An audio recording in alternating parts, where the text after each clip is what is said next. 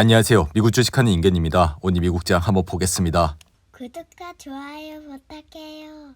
오늘 시장은 기술주가 일제히 하락을 하며 나스닥과 S&P 500 지수를 끌어내렸고 엔비디아를 빗대로 인공지능 관련주 열풍이 잠시 숨고르기에 들어간 모양새라 여전히 투자자들은 22일 있을 제롬 파월 의장의 잭슨 홀 연설을 앞두고 관망을 하는 분위기를 보여줬습니다. 이에 이날 하락은 AI 랠리를 이끌었던 반도체주가 주도를 했고 엔비디아는 3.5%, AMD와 브로드컴도 각각 5.5 그리고 3.6%나 내려 팔란티어는 9%나 넘게 폭락을 하면서 S&P 500 편입 종목 가운데 최악의 하락률을 기록하는 모습을 보여줬는데요. 이에 지금은 AI 거래가 끝난 것은 아니지만 나스닥이 사흘 이후 40% 이상 상승한 것을 고려하면 AI 랠리가 잠시 멈춘 것은 다분히 정상적인 상황이라고도 할 수 있습니다. 이로 인해 지금 증시의 시선은 와이오밍주에서 열리는 잭슨 홀 경제 심포지엄이라 이번 파월 연설에서 향후 금리 정책 방향에 대한 단서를 시장은 찾을 전망이고 페드워치에 따르면 다가오는 9월 연준이 금리를 25bp 인하할 가능성을 84.8%로 반영을 하고 있습니다. 이에 저희 생각은 파월이 다가오는 9월 회의에서 금리를 인하할 가능성이 굉장히 높다고 생각은 들며 그럼에도 시장은 이번 잭슨 홀 미팅에서 파월이 찬물을 끼얹을 가능성도 염두에 두고 있다 할 수 있는데요. 이에 지금 월가 일부에선 페드의 9월 인하를 기정사실로 해서는 안 된다는 말까지 나오고 있어 지난주 PPI 발표로 인해 이슈가 25bp 인하냐 그리고 50bp 인하에 대해서 다시 25bp 인하냐 금리 동결이냐로 되돌아갔기에 또 인하를 하더라도 매파적 인하가 될 수 있다는 생각에 잭슨 홀 미팅이 끝나기 전까지 이러한 이슈가 계속해서 발생할 것이라 생각이 듭니다. 이에 따라 파월 역시 과연 22일 잭슨 홀 연설에서 9월 금리 인하 신호를 보낼지도 애매해졌고 지금 9월 금리 인하 가능성은 PPI처럼 한두 가지 지표가 FOMC 내부의 컨센서스를 뒤흔들면서 치열한 논쟁을 불어일으키고 있어 비록 9월 금리 인하는 인하될 예정이지만 파월 역시 명확한 신호를 보낼지는 의문이라 할 수 있는데요. 이에 파월은 구체적으로 9월 금리 인하 가능성을 언급하기보다 조금 이른 시점과 같은 애매한 단어를 쓸 가능성이 높고 이러한 말은 시장 기대와 달리 침묵을 유지하며 시장 상황을 조금 더 지켜볼 가능성이 크다고 할 수가 있죠.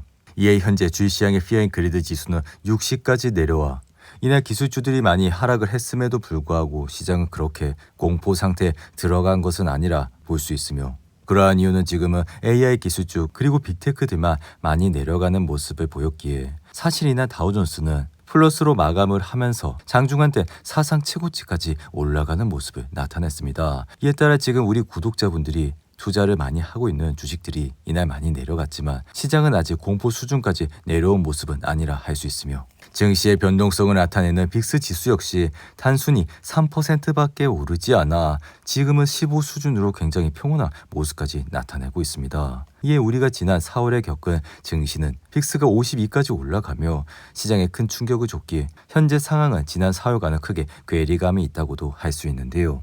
이에 엔비디아의 주가는 이날 3% 이상 하락을 하면서 175달러까지 내려왔고 사실 엔비디아가 이날 하락을 하게 된 주요 배경은 대부분의 기술주 AI 테크들이 하락을 했기 때문이라 그동안 엔비디아는 1분기 실적을 마치고 꾸준히 주가가 올라 5월 당시만 해도 주가는 130불대에 머물렀지만 이후 치솟는 모습을 보여 8월 들어서는 184달러까지 올라가는 모습을 보여줬는데요. 이에 저희 생각은 지금 상황이 그렇게 걱정할 수준은 아니라 말씀을 드리며 그러한 이유는 현재 엔비디아는 전 세계적으로 수요가 급증을 하고 있기 때문에 만약 주가가 더 내려간다고 하더라도 우리는 좋은 가격에 엔비디아를 다시 한번 공부할 수 있을 것이라 생각이 듭니다.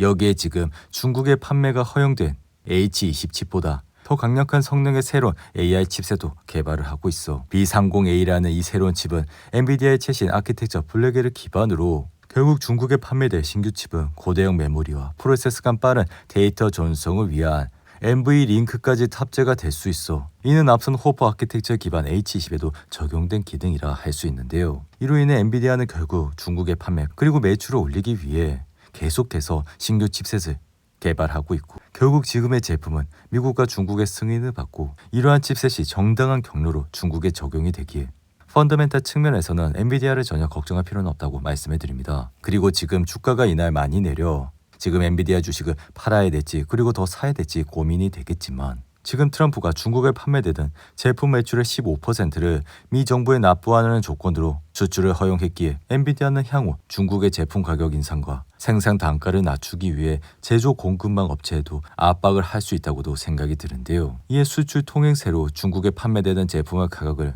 엔비디아는 인상을 할 수도 있고, 그렇게 된다면 결국 그러한 비용들은 TSMC와 그리고 중국 고객들에게도 전가가 될 수 있어 엔비디아의 칩셋을 결국 비싼 가격에 살 수밖에 없는 상황이 초래될 것이라 말씀드립니다. 이어 팔란티어의 주가는 이날 무려 9%나 하락해 157달러까지 내려왔고 5일 연속 하락을 하면서 지금은 고점 대비 크게 내려온 모습까지 보여주고 있는데요. 이에 팔란티어는 이달 초 분기 기준 처음으로 매출 10억 달러를 돌파하면서 5거래일 동안 주가는 약 20% 이상 상승했고, 올해 들어 현재까지 S&P500 지수 내에서 가장 큰 상승폭을 기록한 종목이라, 이는 AI에 대한 지속적인 열풍과 함께 트럼프가 정부 기관 개편을 추진하면서 팔란티어가 정부 계약을 다수 수주한 덕분이라 할 수 있는데요. 이에 지금 팔란티어가 흔들리고 있는 가장 큰 이유는 주가가 많이 오른 것도 있지만 공매도 투자자 레프트가 팔란티어의 주가가 과도평가됐다고 언급하면서 지금 펀더멘탈한 주식 분석과 괴리돼 있어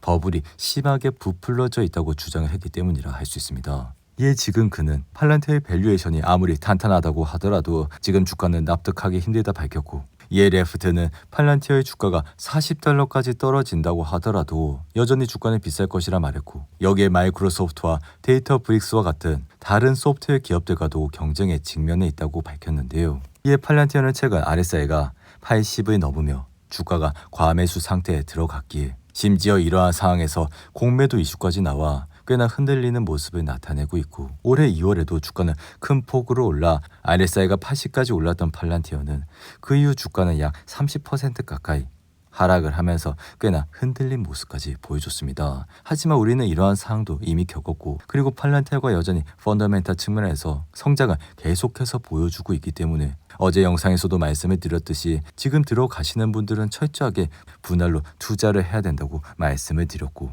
그리고 이러한 조정이 더욱더 깊어진다면 우리는 또다시 팔란티어를 좋은 가격에 공부를 할 수 있을 것이라 생각이 듭니다. 그리고 지금 시장이 그렇게 공포스럽지 않다는 이유는 의외로 인텔이 상승을 하고 있기 때문이라, 그 말은 결국 현재 지금 시장에 자본이 많이 오른 주식에서 저평가된 주식으로 옮겨가고 있다는 뜻으로 해석을 할 수가 있는데요. 이에 이날은 기술주 매도세가 나오면서도 인텔의 주가는 7% 가까이 급등을 하면서 25달러를 기록했고, 인텔이 이렇게 이날 상승을 하게 된 주요 배경은 손정희가 이끄는 소프트뱅크가 인텔에 20억 달러를 투자하기로 했다고 공식 발표했기 때문이라, 결국 이러한 행보는 소프트뱅크가 미국 정부의 인텔 구하기 움직임과 맞물려 있어 트럼프 역시 인텔의 제도약을 지원해 자국 반도체 제조 역량을 강화시키기 위해서 인텔의 지분 10%를 취득하는 방안을 논의 중이라 할 수가 있죠. 하지만 저는 개인적으로 인텔은 투자하지 않고, 그러한 이유는 인텔의 펀더멘탈이 그렇게 좋지 않은 모습을 나타내고 있기에 개인적으로 주가가 오르기 위해서는 이러한 모멘텀에 의해서 올라가는 경우도 있지만 주식을 장기적으로 투자를 하기 위해서는 결국 기업의 펀더멘탈이 계속해서 성장을 해야 된다고 말씀을 드립니다. 이에 테슬라의 주가 역시 이날 1.75% 하락하며 329달러로 마감했고, 장중한 때 혼자 상승을 하면서 340달러까지 올라가는 모습을 보여줬는데요. 하지만 테슬라 역시 현재 2분기 실적이 좋지 않게 나오고 있고, 그리고 유럽과 캐나다의 전기차 판매량이 급격하게 감소를 하고 있기에 다가오는 3분기 실적이 그렇게 썩 잘 나오지 않을 거라, 만약 이 상황에서 주가가 조금 더 오른다고 하더라도 우리는 이렇게 박스권에 갇힌 주식을 투자하는 것보단 결국에 주가가 계속 우상향을 하고 펀더멘탈도 올라가는 그러한 우량한 기업에 투자를 해야 된다고 말씀을 드립니다. 오늘도 8분이 넘는 긴 영상 끝까지 시청해 주셔서 감사하고요. 가시기 전에 구독과 좋아요 잊지 마시고, 그럼 저는 다음 영상에서 찾아뵙겠습니다. 감사합니다.